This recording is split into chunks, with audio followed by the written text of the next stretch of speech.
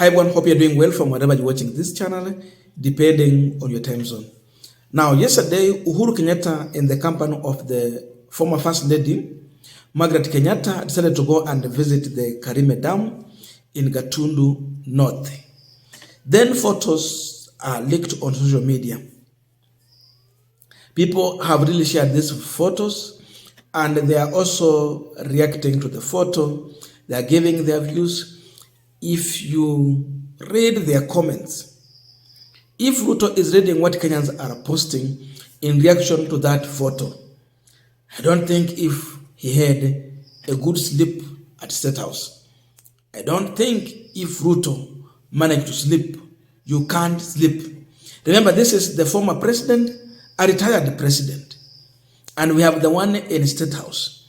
Then the retired president just get out to go and see some of the project that he implemented during his tenure in office. And all this is happening when Kenyans are saying that we are tired of you, William Ruto. There is a lot of views from Kenyans. People are interpreting these photos. People are analyzing the reason why Uhuru Kenyatta walked there and why those photos were taken. Of course, we want to look also into that. But before we go deep into this, just a quick request. For those who are watching and you have not subscribed, please consider subscribing. To our channel subscribers, Samasa, thank you so much. And again, to all our viewers, please give this video a thumbs up. Thank you so much, and back to this discussion. Now, the first obvious conclusion that Kenyans are making is that Uhuru Kenyatta is finally coming back into active politics.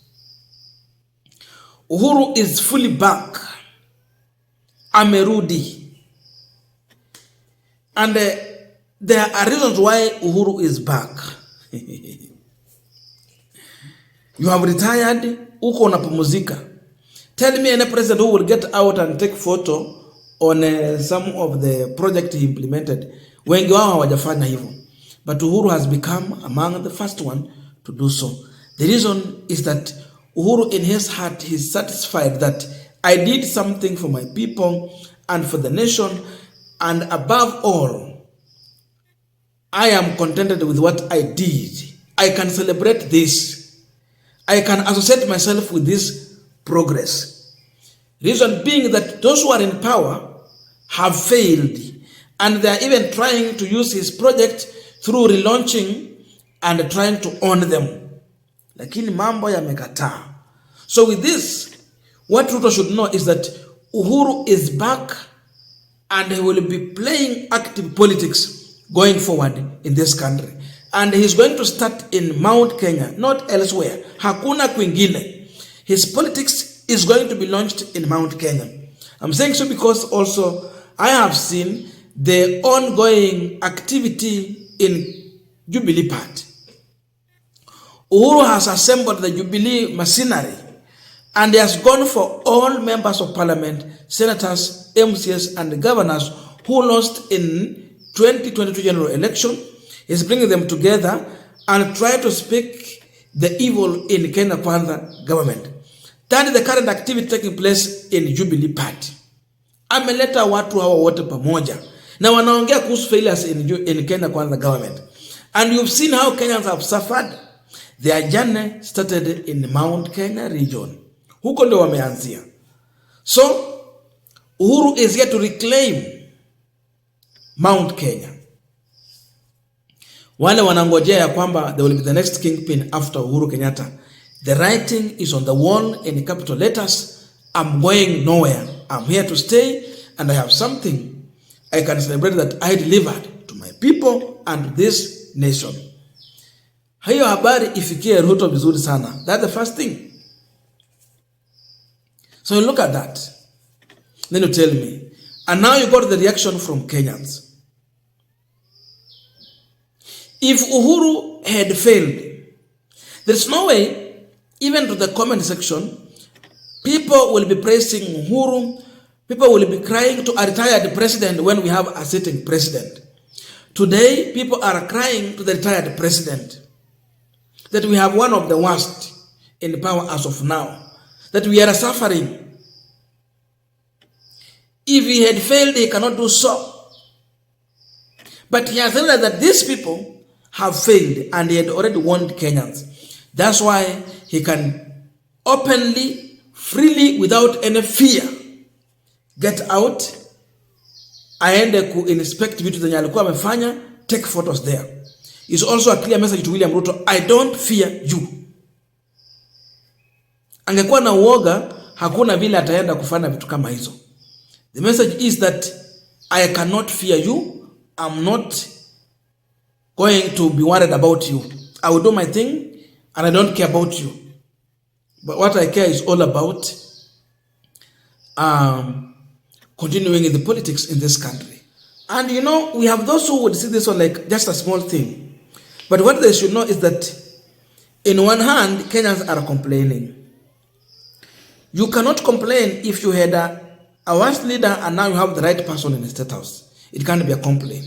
It can only be a complaint if the previous one was fair and now the one who is in office is much unfair.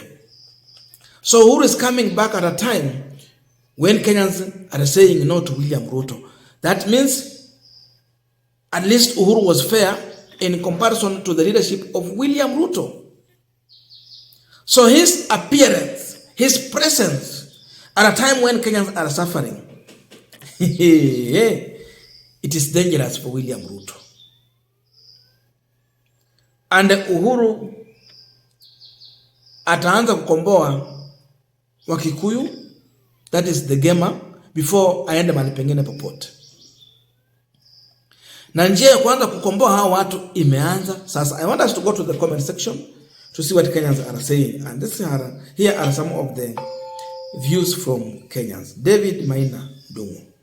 When you did everything to develop the country at the fastest rate ever and improve the lives of wananchi, your heart is at peace.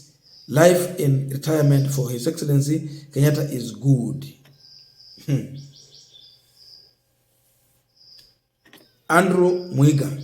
This picture speaks 1,000 words. Only someone with a complete peace of mind will go sightseeing, considering he is a former president. This is not someone who is suffering, who is afraid and suffering. He is not here looking for suicide spot as many would wish. Okemo, Uhuru had gone to pocket the water. Sasa, hii ni kinaya, but a very strong message. Diana's looking good, dear God. That Nyeri governor has started ranting about their UDA office. Maybe wonder where I sent him. Then another one here. Ndung Harun is our president. The leaguer's view. Exactly. Who want to associate with what he delivered. He's still proud of that. Maish, Uhuru, we love you. Your legacy is evident. Mosmo, the best. The best, Mr. President, kesho utasikia.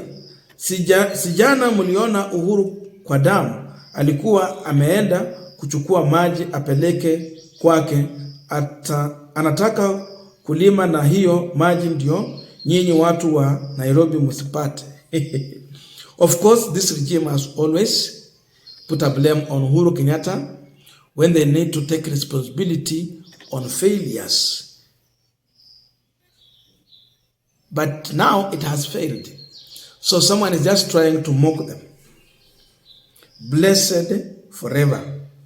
Honorable Oleshanindu, utasikia Ruto akija kuilaunch. Of course, that can just happen. Gatuku, our kingpin, his legacy lives on. Josephine Waithera, short girl, tall boy. The comb, okay, it's how appreciating them. Journalist Maganga, fellow Kenyans, I miss these words. You can see. Kenyans. Gatiba Murkomen, Uhuru had seen far, of course, having known who Zakayo really is. He warned us, and to warn. Okay, Caroline, my president is the best president of all time. Samuel Mwangi, Ruto will not have any projects to visit in his retirement. His are stories of giant until the end of his term. Munyiri, UK alikuwa ameona mbali. Glad to see him slowly returning to active politics. True. Robert Mwaniki, enjoying seeing his legacy after 2027, Ruto will be visiting the closed shops to see the many people he pushed out of business. I agree with this statement. Wangu Nungu ni Tuauga, that is Kikuyu. Okay, Mutemi, long live son of Jomo. Then Jikaze, congratulations, President Emeritus Uhuru Kenyatta. Those are views from Kenya. You can see. Ukiona Uhuru, unakumbuka vile maisha ilikuwa, na unaona vile Ruto ametuingiza kwa shida. So, Uhuru has declared war for William Ruto, that I am back in active politics. And the Kenyans are already embracing Uhuru Kenyatta na bado mambo.